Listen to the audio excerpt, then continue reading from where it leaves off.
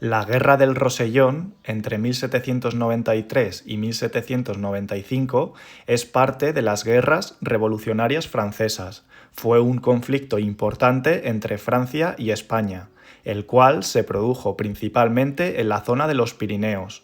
Durante este conflicto, Francia, tras la Revolución, trató de expandir su influencia en Europa, mientras que España, bajo la monarquía borbónica, intentaba defender sus territorios en la región.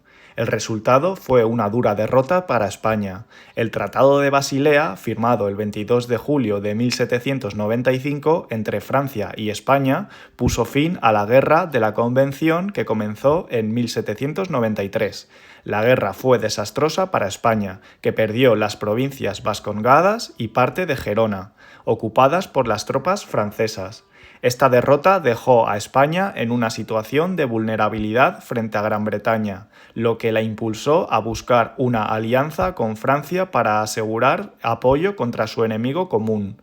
En este contexto, el Tratado de San Ildefonso de 1796 fue firmado entre la Primera República Francesa y Carlos IV de España, representado por su primer ministro Manuel Godoy. Este tratado estableció una alianza militar entre ambos países, comprometiendo a España a entrar en guerra contra Gran Bretaña. La alianza hispano-francesa fue consolidada posteriormente por el Tratado de Aranjuez en 1801.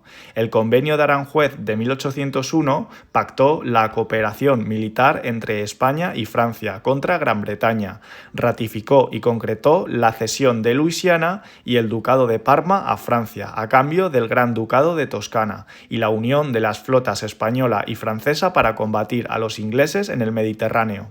La Batalla del Cabo de San Vicente de 1797 fue uno de los primeros enfrentamientos significativos entre España y Gran Bretaña tras el Tratado de San Ildefonso de 1796, que comprometió a España a apoyar a Francia en su lucha contra Gran Bretaña en el marco de las guerras revolucionarias francesas. La batalla terminó en una clara victoria británica. La flota británica, comandada por el almirante John Jervis, derrotó a la flota combinada hispano-francesa, que estaba bajo el mando del almirante José de Córdoba. Los británicos consiguieron capturar varios barcos españoles y obligaron a los restantes a retirarse.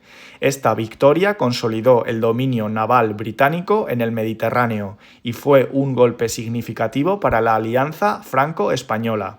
Otro gran conflicto de esta alianza fue la efímera Guerra de las Naranjas de 1801 contra Portugal, aliado británico, donde España logró capturar la plaza de Olivenza pero mostró su debilidad militar. Sin embargo, el verdadero desastre llegó en el 1805, con la batalla de Trafalgar, donde la flota combinada hispano-francesa fue aniquilada por la Royal Navy al mando de Nelson. Esta derrota no solo arruinó el poder naval español, sino que cortó las comunicaciones con las colonias americanas, agravando la crisis económica. En 1806, Napoleón decretó el bloqueo continental contra Gran Bretaña.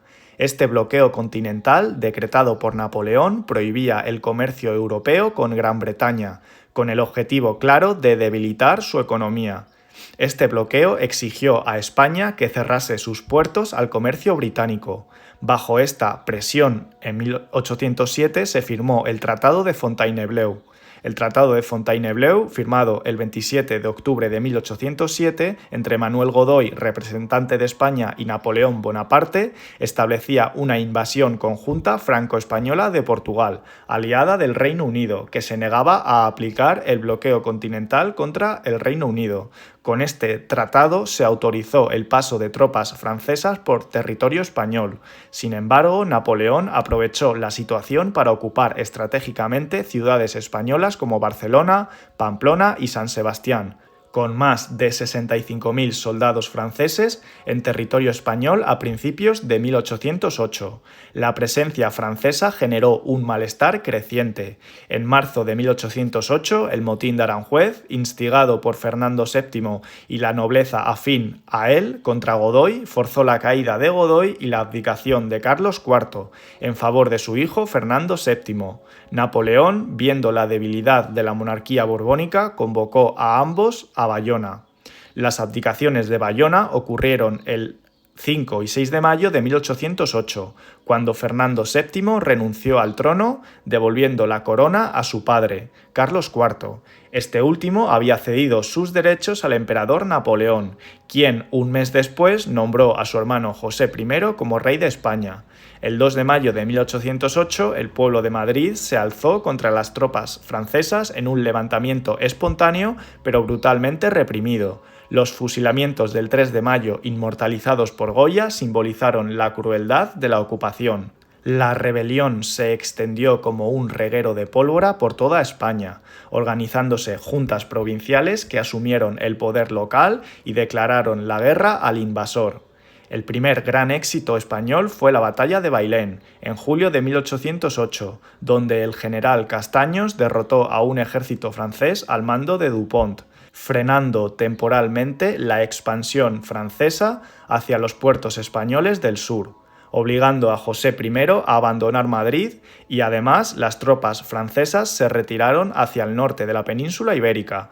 Esta victoria, la primera derrota napoleónica en campo abierto, conmocionó a Europa. Sin embargo, Napoleón respondió personalmente al mando de la Grande Armée, 200.000 veteranos, aplastando la resistencia en Somosierra en noviembre de 1808 y recuperando Madrid. Ante la superioridad militar francesa, los españoles adoptaron más las tácticas de guerra de guerrillas. Líderes como el empecinado Espoz y Mina y Juan Martín Díez hostigaban constantemente a los franceses, cortando suministros y comunicaciones, mientras el ejército regular español sufría graves derrotas como la sufrida en Ocaña, 1809, que permitieron a los franceses ocupar Andalucía en 1810, excepto Cádiz. En Cádiz, sitiada por los franceses, se reunieron las Cortes Generales, que en 1812 promulgaron la primera Constitución liberal española, la PEPA, estableciendo la soberanía nacional y limitando el poder real. Este texto, aunque luego anulado por Fernando VII, marcó el inicio del liberalismo en España. El gran punto de inflexión de la guerra se produjo en 1812. El debilitamiento francés por la invasión de Rusia permitió al ejército aliado anglo-hispano-portugués, al mando del duque de Wellington, lanzar una ofensiva decisiva. La victoria en los Arapiles en julio de 1812 abrió el camino a la liberación de Madrid, y las batallas de Vitoria en junio de 1813 y San Marcial en agosto de 1813 forzaron la retirada definitiva francesa. En diciembre de 1813 Napoleón firmó el Tratado de Valensay, restituyendo a Fernando VII y pactando también la retirada de las tropas francesas de España. Sin embargo, el regreso del deseado Fernando VII en marzo de 1814 supuso la abolición de la Constitución y la vuelta al absolutismo. Las consecuencias de la Guerra de Independencia española fueron demoledoras. En primer lugar, consecuencias demográficas, ya que la Guerra de Independencia causó entre 300.000 y 500.000 muertos, tanto por combates directos como por los efectos indirectos del conflicto, como las hambrunas, las epidemias, que se propagaron debido a la falta de recursos y a la movilidad de los ejércitos. Las poblaciones rurales fueron especialmente afectadas, ya que los ejércitos de ocupación y las guerrillas destruyeron cultivos, provocando hambre. Las epidemias de fiebre, tifoidea y otras enfermedades también se expandieron rápidamente debido a las condiciones de guerra. También hubo consecuencias económicas, ya que la economía española quedó devastada después de la guerra. La destrucción de infraestructuras clave como puentes, carreteras, edificios, sumada a la ocupación de importantes zonas productivas, interrumpió gravemente la producción y el comercio. Los costos de la guerra financiaron financiados con deuda, aumentaron considerablemente el endeudamiento público. A la inflación se sumó la escasez de productos básicos como alimentos y bienes industriales, lo que empobreció a gran parte de la población. Además, la pérdida de las colonias en América, que empezaron a independizarse entre 1808 y 1824, redujo significativamente los ingresos de la corona y su influencia en el continente. También hubo consecuencias políticas. El conflicto aceleró el proceso de independencia de las colonias americanas, que comenzaron a rebelarse contra el dominio español. La invasión napoleónica debilitó la autoridad de la monarquía española, lo que permitió que las colonias como Argentina, Venezuela y México se emanciparan entre 1808 y 1824. A nivel interno, el Tratado de Cádiz de 1812 y la Constitución de 1812 reflejaron los intentos de reformas políticas, pero también marcaron un periodo de inestabilidad que duró hasta bien entrado el siglo XIX.